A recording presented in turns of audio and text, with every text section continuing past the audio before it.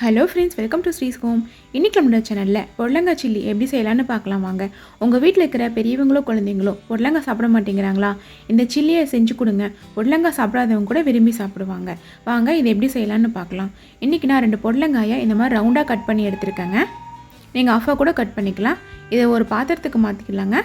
இதில் 2 table spoon அரிசி மாவு, 4 டேபிள் ஸ்பூன் கடலை மாவு, 1 டேபிள் ஸ்பூன் சோம்பு, அப்புறம் 1 டேபிள் ஸ்பூன் இஞ்சி பூண்டு விழுது தட்டி சேர்த்துக்கிறேங்க.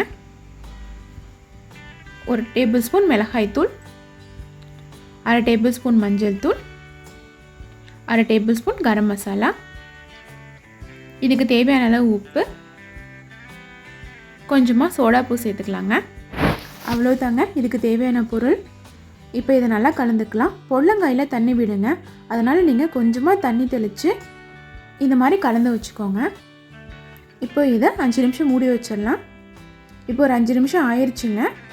இதை நம்ம பொரிச்சு எடுத்துடலாம். கடாயில் தேவையான அளவு எண்ணெய் விட்டுக்கோங்க. எண்ணெய் சூடானோடனே நம்ம கலந்து வச்சுருக்கிற புடலங்காயை ஒன்றா போட்டு பொரிச்சு எடுத்துக்கோங்க. நீங்கள் சில்லி போடும்போது அடுப்பை சிம்மில் வச்சுருங்க. அப்போ தான் உள்ளே இருக்கிற புடலங்காய் நல்லா வேகும், வெளியே இருக்கிற மாவும் கருகாமல் இருக்குங்க. ஒரு பக்கம் வெந்த உடனே இன்னொரு பக்கம் திருப்பி போட்டுக்கோங்க.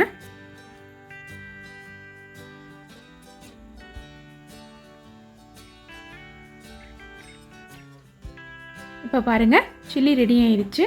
இப்போ இதை எடுத்துடலாம். இதே போலவே மீதி இருக்கிற மாவையும் போட்டு எடுத்துக்கோங்க. அவ்வளோதாங்க, நம்மளோட புடலங்காய் சில்லி ரெடி ஆயிடுச்சு.